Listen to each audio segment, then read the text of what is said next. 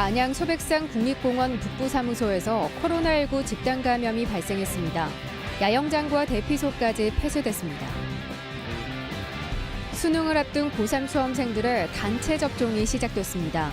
일부 학생들은 학교 소재지 접종센터까지 장거리 접종을 해야 하는 불편을 겪었습니다. 백신 접종 대상을 지자체가 직접 정하는 자율접종이 26일부터 시작됩니다. 충북에는 8만 7천 명분이 배정됐습니다. 지역의 청소년들이 충주호 둘레길 200km 자전거 대장정에 나섰습니다. 도전하는 청소년을 응원하는 후원금은 미얀마 돕기에 쓰입니다.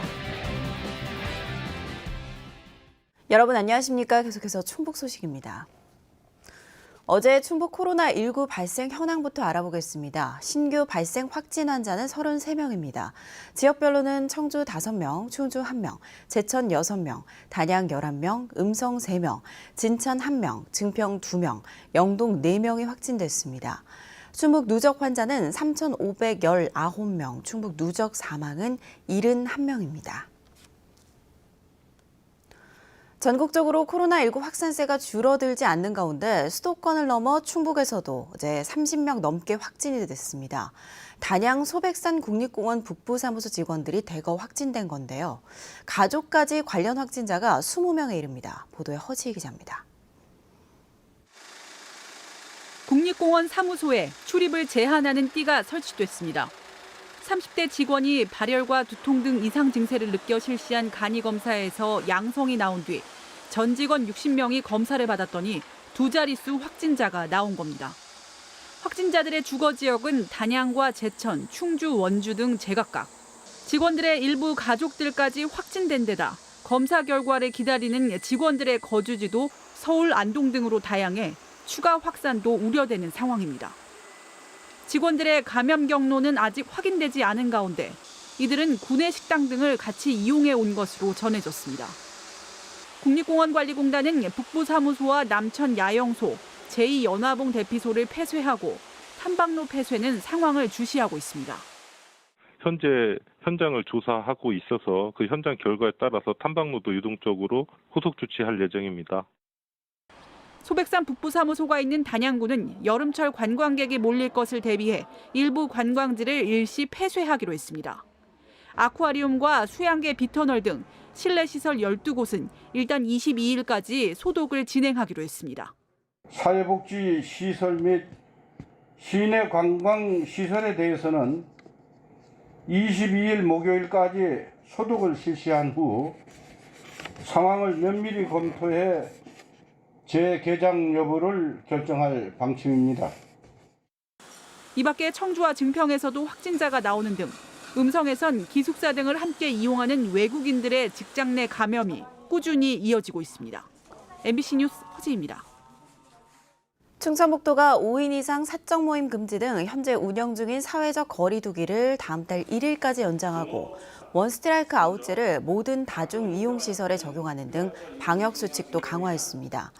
충청북도는 확진자가 급증하는 수도권에서 방학 휴가철을 맞아 이동이 증가함에 따라 비수도권으로 확산하는 풍선 효과를 차단하기 위해 강화된 거리두기 2단계 방역 조치를 어제부터 시행한다고 밝혔습니다. 최근 유흥업소 종사자를 중심으로 확진자가 다수 발생함에 따라 유흥시설 관리자와 운영자 종사자는 오는 22일까지 의무적으로 유전자 증폭 검사도 받아야 합니다. 어제부터 충북에서도 청소년 백신 접종이 시작됐습니다. 수능 시험을 앞둔 고3 학생들인데요. 일부 학생들은 방학인데도 백신을 맞기 위해 학교 소재지 백신 접종센터까지 장거리 이동하는 불편을 겪어야 했습니다. 김영일 기자입니다. 예방접종센터가 모처럼 백신을 맞으려는 사람들로 북적입니다. 수능을 앞둔 고3 학생들입니다. 예진표를 꼼꼼히 작성하고 진찰받고 주의사항까지 설명 듣고 나서야 차례차례 접종실로 향합니다. 부작용이 좀 걱정되긴 하는데 그래도 맞아서 마음이 편해졌다는 사람들도 많고 저도 맞는 게 마음이 편해질 것 같아서.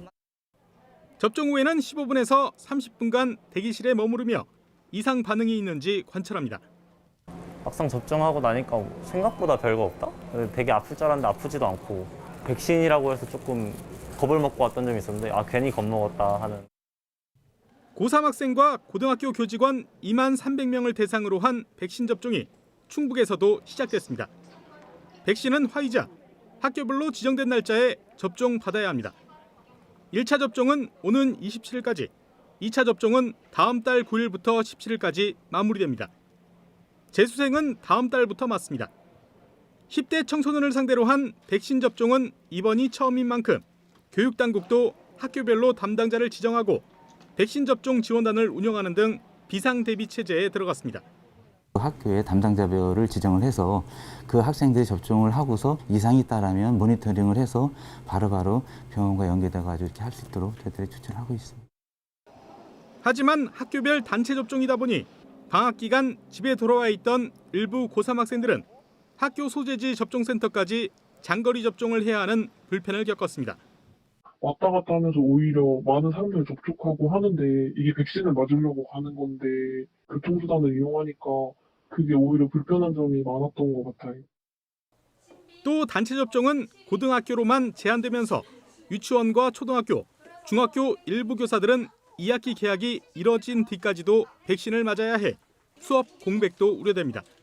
개학을 한 다음에 아무래도 이제 수업에 대한 공백이 생길 수밖에 없죠. 선생님들이 이제 접종을 해야 되고 이거에 대한 준비가 미처 되어 있지 않다면 학사 일정이 좀 어려움이 있을 거라고. 고3을 제외한 다른 학생들의 백신 접종 계획은 아직 나오지 않고 있어 2학기 전면 등교 수업을 앞두고 방역 공백을 우려하는 목소리도 커지고 있습니다. MBC 뉴스 김영일입니다. 충청북도가 코로나19 백신 접종 대상을 직접 정하는 자율접종이 이번 주 예약을 거쳐 다음 주부터 시작됩니다. 충북에는 8만 7천 명분이 배정되는데요. 불특정 다수를 접촉하거나 고위험군을 보호하는 직군 등이 우선으로 선정됐습니다. 신병관 기자입니다. 대기하고 있는 시내 버스들로 가득 차 있는 청주 동부종점. 운행 전 소독과 환기를 하고 있지만 하루 평균 10만 명이 이용하다 보니 불안이 가시지 않고 있습니다. 코로나19 확진자 탑승이 확인될 때마다 진단 검사를 받고 CCTV를 열람하는 일도 거의 일상이 됐습니다. 차량 내 CCTV 열람을 한다든지 아니면은 그러한 어떤 승객이 탑승했을 때 버스 승무원들에 대한 이제 전수조사를 한다든지 하는 것들이 벌써 몇 차례. 충청북도가 접종 대상을 정하는 자율접종이 아직 연령대 접종 계획이 세워지지 않은 50세 미만 도민 8만 7천 명을 대상으로 진행됩니다. 1차로 중증장애인 보호자와 택배기사 등의 2만 6천 명분, 2차로 대중교통 콜센터 종사자 등의 6만 1천 명분이 배정됐습니다. 1차는 오는 26일 접종이 시작되고 아직 백신 배정이 확정되지 않은 2차는 다음 달 중 접종이 이뤄질 전망입니다. 대상자들께서 착오는 없도록 저희가 이제 최선을 다해서 보건소나 저희 콜센터 통해서 여러 가지 노력은 하고 있는데 이제 문의는 굉장히 많이들 오시거든요. 자율 접종이다 보니 직군 내 대상 선정은 물론 지자체별로도 다소 차이는 있습니다. 1차 대상자가 다 찬 시군의 경우 2차 대상자를 당겨 접종하고 청주에서는 청주공항 직원들이 대중교통 종사자로 접종을 받게 됩니다. 1차 2만 6천 명분 가운데 3천 명분은 결국 배정이 되지 않아 2차로 넘겨지기도 했습니다. 1차 접종 대상자의 예약은 당초 예정보다 사흘이 늦춰져 오는 22일부터 받게 됩니다. 이 때문에 예약이 끝나고 주말이 지나면 바로 접종이 이루어져 충청북도는 혼선을 막기 위한 준비에 총력을 쏟고 있습니다. MBC 뉴스 신병관입니다. 괴산 지역 과수화상병 방제약 피해 농가에 대한 실태조사가 시작됐습니다. 괴산군은 농업기술센터가 지원한 과수화상병 방제약을 사용한 뒤 사과에 반점이 생기고 잎이 떨어지는 피해를 봤다고 신고한 236개 농가 176헥타르를 대상으로 이달 말까지 현지 조사를 실시합니다.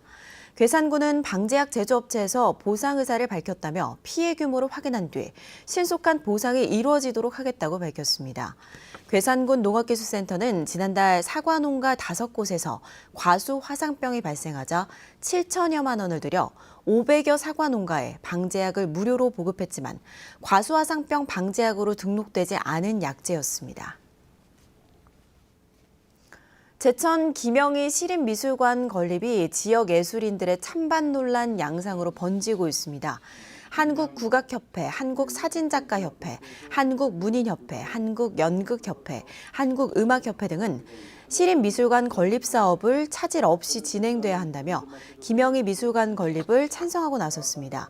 제천시는 총사업비 55억 원을 들여 옛 노인종합복지관 건물을 리모델링해 김영희 작가의 닭종이 공예 작품 400여 점을 전시하기로 하고 이달 중 문화체육관광부에 공립미술관 설립 타당성 사전평가를 신청할 예정입니다.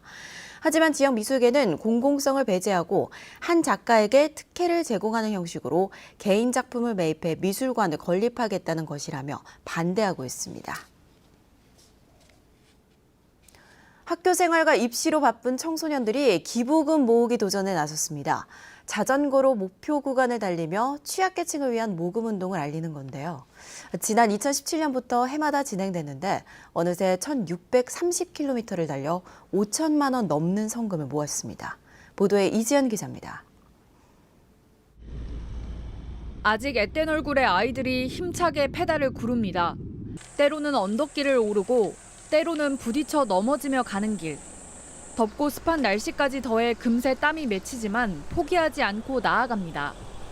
다른 학교, 다른 공간에서 지내던 아이들이 모인 건 단 하나의 이유. 취약계층을 위한 모금을 알리기 위해서입니다. 기부도 약간 해보고 싶어서 신청을 하게 되었어요. 힘이 되고 싶은 마음으로 완주를 하고 싶어요. 사흘 동안 충주 둘레길 200km 구간을 청소년 20여 명이 이어서 도는 일정.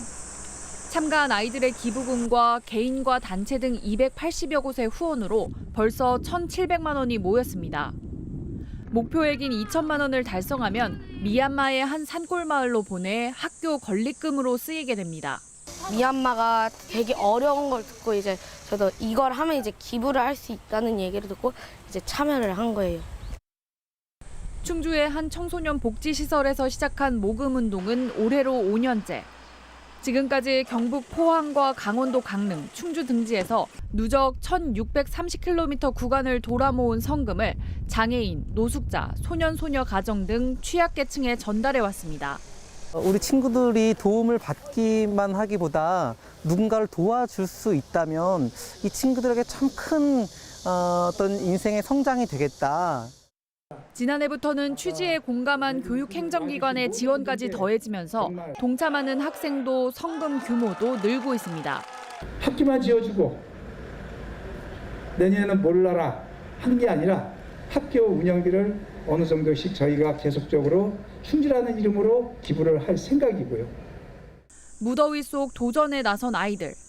완주의 기쁨보다 더 크게 돌아올 나눔의 의미를 몸으로 깨닫고 있습니다. 일반 자전거를 탈 때 그냥 제 개인적인 건강 같은 거를 생각하면서 타는데 미얀마에게 기부를 한다는 생각으로 잘 전달할 수 있으면 좋을 것 같아요. MBC 뉴스 이지연입니다. 충북소방본부가 본격적인 폭염과 열대야가 시작됨에 따라 온열 질환 대응을 강화합니다. 구급차 68대에 생리식염수와 얼음조끼 등 9종의 폭염 구급 장비를 비치하고 구급차가 부족할 때는 펌프차가 구급 출동을 대신하는 펌뷸런스도 운영할 계획입니다. 한낮 시간대에는 쪽방촌과 비닐하우스 같은 폭염 취약 지역에는 냉각 살수 지원도 실시합니다. 최근 3년간 도내 폭염 관련 출동 건수는 187건으로 이 가운데 열탈진 95명, 열실신 33명, 열사병 28명, 열경련 18명이 이송됐습니다.